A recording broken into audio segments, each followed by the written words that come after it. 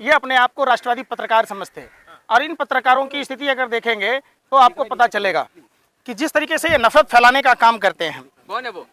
सुधीर चौधरी जैसे तिहारी 2 कौड़ी के लुच्चे लफंगे पत्रकार ने किस तरीके से आप सर्टिफिकेट देंगे, लुच्चा लफंगा किसी को कुछ भी बोल दे। आप जैसे दलाल पत्रकारों के लिए चूड़ियां लाया हूँ। ये देखो सुधीर चौधरी क्या कह रहा, बताओ। ये चूड़ियां आप जैसे पत्रकारों के लिए पहन लो, घाघरा चोली, आ जाओ ठुमका लगाओ सड़कों पर। ये किस तरीके से नफरत परोस रहा है। अरे भाई सुनो, अरे दलालो, अरे भैया दलाली करना बंद करो, देश को तोड़ना बंद करो, देश में नफरत फैलाना बंद करो। ये क्या है, क्या कह रहे आप? समझो, आप उस समय तो ना नाचते जब पुलिस वाले को भाजपा का सांसद मारता है दारोगा को। आप तब नहीं बोलते कि उत्तर प्रदेश में किस तरीके से मारा पीटा जाता है। आप तब नहीं बोलते जब उत्तर प्रदेश में बलात्कार कर भारतीय जनता पार्टी का नेता किस तरीके से, ये कौन है भाई ये बताओ, ये हमारी खबर है, ब्रेकिंग न्यूज है। तो अरे भाई सुन तो लो। कुंदन सिंह,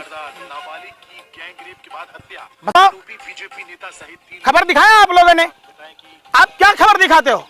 पहन लो चूड़ियां, घाघरा चोली, चौक चौराहों पर ठुमका लगाना। लो आप सभी पत्रकारों के लिए है, लो ले लो, बांट लो अपने आपस में, पहन लेना। क्या तमाशा कर रखे हो? अरे भाई तो ये बात स्मृति ईरानी से पूछो ना, अपने दीदी से पूछो।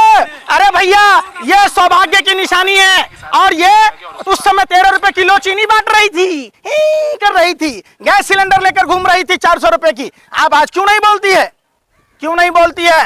पूछो जाकर सवाल। सवाल पूछने की तुम्हारी औकात नहीं और तुम लोगों की हिम्मत नहीं कि ये सवाल पूछो। किस तरीके से Sudhir Chaudhary black and white show चला रहा है, जो पाकिस्तानी शो है, पूरा का पूरा काला चिट्ठा ब्लैक एंड शो में दिखाया जाता है। किस तरीके से नफरत पर परोस रहा था। आप नहीं बात करते, आप नहीं बात करते कि आरएसएस में 4-4 पीढ़ियों से रहने वाला प्रदीप करुलकर भारत की खुफिया जानकारी पाकिस्तान को दे रहा था। आप नहीं चर्चा करते उस शर्मा के बारे में जो गैलेंट्री अवार्ड से नवाजा गया था, वो पाकिस्तान को खुफिया जानकारी दे रहा। आप नहीं बात करते कि पुलवामा में आरडीएक्स किसके थे, वो जेलेटिन किसका था। आप बात नहीं करते, बात करो ना।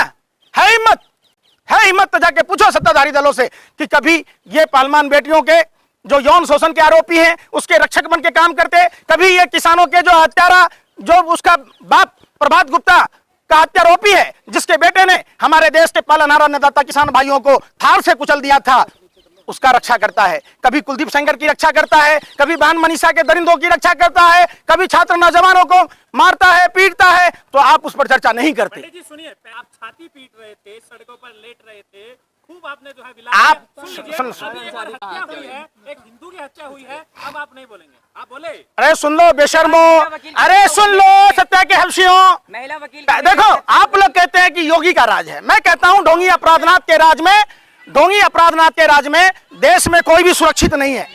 आप ये बताओ कि देश में कोई भी सुरक्षित नहीं है, न्यायालय में सुरक्षित नहीं है। हमने देखा है जजों को कुर्सियों के नीचे छुपते हुए, वकीलों को दौड़ते हुए, हमने देखा है अस्पताल में। आपने कहा मैं कोई भी क्रिमिनल हो, कानून सम्मत उसको सजा मिले, मुझे इसका कोई परवाह नहीं, कोई मेरा रिश्तेदार नहीं। अगर मेरा रिश्तेदार भी होता तो मैं कहता उनको फांसी की सजा दो। लेकिन जिस तरीके से ये नौटंकी अठामेबाजी चल रही है वो गलत है। अस्पताल में अतीक अहमद की हत्या हुई, न्यायालय में मुख्तार अंसारी के जो करीबी थे, जो आपके पश्चिम उत्तर प्रदेश से हैं, हत्या करना हमारा कानून नहीं कहता। कानून सबके लिए बराबर है, चाहे वो अपराधी हो या सामान्य नागरिक। कानून सम्मत देश संविधान से चलेगा और संविधान के हिसाब से उसे सजा मिलनी चाहिए। 2017 से अब तक 41 एनकाउंटर हो गए। किसके हुए? पुलिस की मौजूदगी में यूपी पुलिस की पिटाई हुई, अपहरणकर्ताओं को छुड़ाने वाला कौन था? बीजेपी सांसद, क्या नाम था? बोलो। अरे क्यों नहीं बोल रहे? बोलो, हिम्मत नहीं है। अरे माँ ने दूध नहीं पिलाया? अरे भाई आप जैसे पत्रकारों की माँ ने दूध ना पिलाया? बोलो, भाजपा का वो कौन सा सांसद था जिसने दलित एसडीएम को मारा था? आप बात ही नहीं करते। बोलिए ना, आप भाई बोलिए। शरद पवार मैं उसका है, और उसने दलित एसडीएम को मारा था। उसके बाद पूरे थाना के पुलिसकर्मियों को मारा, बुरी तरीके से मारा पीटा, और जो अपहरणकर्ता थे उनको छुड़ा कर ले गया। खामखा विरोध करने आ रहे हैं, यूपी में कितना अच्छा कानून। अरे क्या खाते हो भैया, गोबर को च्यवनप्राश समझ के खाते हो। अरे विरोध ना करें कि संविधान के रक्षक जिनके हाथों में प्रदेश की बागडोर है और उनको मारा गया, पीटा गया, अगर हम इस बात का विरोध भी कर दें तो हम गलत हैं। सस्ती अगर लोकप्रियता यूपी के में लिए आप कितना गिरेंगे? टीका लगा के मोदी को गाली देना बड़ा आसान है, लेकिन देश चलाना बड़ा कठिन काम है। अच्छा, शेर ने चीता लाया था, चीता मर गया, पता है? अरे भैया एक बात बताओ, प्रधानमंत्री जी लगातार झूठ बोलते हैं। 1950 में जन्म हुआ, 17 साल में शादी की, 18 साल में जसोदा बहन को छोड़ दिया है, 1973 में बड़नगर रेलवे स्टेशन बेचा, 40 साल भीख मांग के खाया, और 13 साल से मुख्यमंत्री थे, 9 साल से प्रधानमंत्री हैं। तो कितना साल होता है भैया? बताओ, बताओ ना भैया। भैया गोबर को चौनप्राश समझ के चाटने वालों, बोल तो लो। इसीलिए तो अरे भाई, मोदी जी। अरे सुन लो, ये आप लोगों की मेहरबानी है। कहा जाता है ऊपर वाला मेहरबान तो गधा भी पहलवान। आपने जो काम किया है वो सिर्फ और सिर्फ जो इमेज बनाने की काम की, उसके वजह से आज देश परेशान है। अच्छा, वो 24 में % बहुमत के साथ भाजपा आ रही है ना? तुमको कैसे मालूम? हाँ? तुम भी बाबा अरे अरे अरे सुन, अरे बेशर्मा, अरे भैया अरे भैया तेरी भी पर्ची निकलती है क्या? अरे तेरा भी पर्ची निकले तो बताओ भैया, कैसे जान गए? पूरा देश परेशान है, छात्र नौजवान परेशान है, देश का अन्नदाता पालनहार किसान परेशान है, देश में महिला बेटियों को इंसाफ नहीं मिल रहा है, तो कौन आदमी वोट देगा? महंगाई की मार से सभी परेशान है। जीएसटी निकाल दिया 2024 के लिए, आप यहाँ हल्ला मचाया जा रहा है। अच्छा, रेल में कहने पर्ची निकलवा लिए बाबा के सर से? तो बोल रहे थे कोई अर्जी नहीं लगवाया। अच्छा, बोल दिया, हो गया? कुछ बोलोगे? उस पर केस होना चाहिए। जितने लोगों की मौत हुई उसको हत्या का केस उस पर दर्ज होना चाहिए कि ये फर्जी साधु संतों को जब ये बात ढिढोरा पीटते उनको पता था, फिर भी रेल हादसा होने दिए। असली वजह रेल बजट में कटौती करना, जो ट्रैक के मेंटेनेंस और निर्माण के नाम पर जिस 2.5 लाख हजार करोड़ रुपए का बजट वंदे भारत ट्रेन के लिए रखा गया, आप साफ साफ समझिए कि रेल के पटरियों पर वो जो सुरक्षा कवच आपने देखा था अश्विनी जी का, जो लापता रेल मंत्री हैं? अरे भाई, अरे बेशर्मो, सत्ता के दलालों, हवसियों, ये सुरक्षा कवच कहाँ गया? अरे भाई, पूरे भारत के रेलवे को, ट्रैक को अगर सुरक्षा कवच प्रदान की जाती तो 64,000 से 65,000 करोड़ रुपए में सुरक्षा कवच मिल जाती। आखिर क्या कारण है कि अनदेखी की गई? ये बताओ।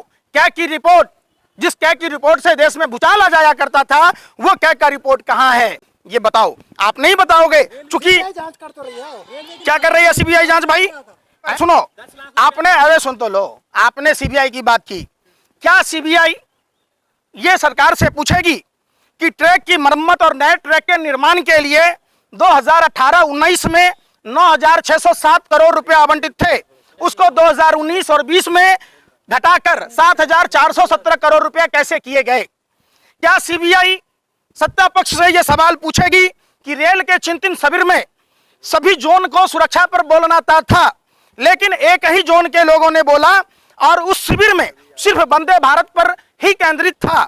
आखिर क्यों? क्या सीबीआई कैग के रिपोर्ट में जिक्र 2017-21 के बीच 10 से में से करीब 7 ट्रेन हादसे पटरी से उतरने के एक वजह से हुआ, फिर ईस्ट कोस्ट रेलवे सुरक्षा के लिए ट्रैक मेंटेनेंस का परीक्षण क्यों नहीं हुआ? क्या सीबीआई पता लगाएगी कि रेलवे संरक्षा कोष फंडिंग 79% कम हो गई? क्या सीबीआई मालूम करेगी कि 20,000 करोड़ रुपए का बजट आवंटित क्यों नहीं हुआ, जैसा कि मोदी सरकार का वादा था? क्या सीबीआई ये ढूंढेगी कि 3,12,000 पद जो रेल मंत्री ने लोकतंत्र के मंदिर में कहा था, क्या सीबीआई ये बताएगी कि 12 घंटे से ज्यादा लोको पायलटों की ड्यूटी क्यों कराई जाती है? क्या साउथर्न वेस्टर्न रेलवे ने जो चिट्ठी लिखी थी, क्या उसकी बात होगी? रेलवे सेफ्टी के जो 1,42,000 पद खाली हैं, उनको क्यों नहीं भरा गया? ये सवाल पूछेगी क्या? जिम्मेदार है, मोदी जी जिम्मेदार हो जाएंगे। शासन में आप हो, अरे भाई सरकार में आप हो, अगर आप जिम्मेदार हो तो चले जाओ थाने में, बंद हो जाओ अपने आप को। जो शासन में है, जो सत्ता में है, सुनो, कांग्रेस के समय में पेंशन मिलता था, अनुकंपा के आधार पर नौकरी थी। अगस्त मुनि समुद्र पी गए, अटल मुनि पेंशन पी गए, नरेंद्र मुनि जो हैं सारा रोजगार पी गए। 3,12,000 पद खाली है। 5 जून को आपको रेलवे, सारे हिंदू बच्चे थे, उनको पुलिस मार मार कर खदेड़ रही थी। हिंदू प्रधानमंत्री, हिंदू राष्ट्रपति, हिंदू मुख्यमंत्री, हिंदू रेल मंत्री, हिंदू तमाम मंत्री होने के बावजूद हिंदू युवाओं को जो 2019 में वैकेंसियां निकली थी क्वालिफाई करने के बावजूद उनको मारा गया, पीटा गया, लेकिन ज्वाइनिंग लेटर नहीं दी गई। विरोध करते हैं। सुनो, अरे बेशर्मो, जब कश्मीरी पंडितों, अरे भाई सुन लो बेशर्मो, कश्मीरी पंडितों को 15 महीनों से वेतन नहीं मिल रही है, कश्मीरी पंडितों की जमीनें छीनी गई, तो एक सनातनी हिंदू को बोलना अनिवार्य है।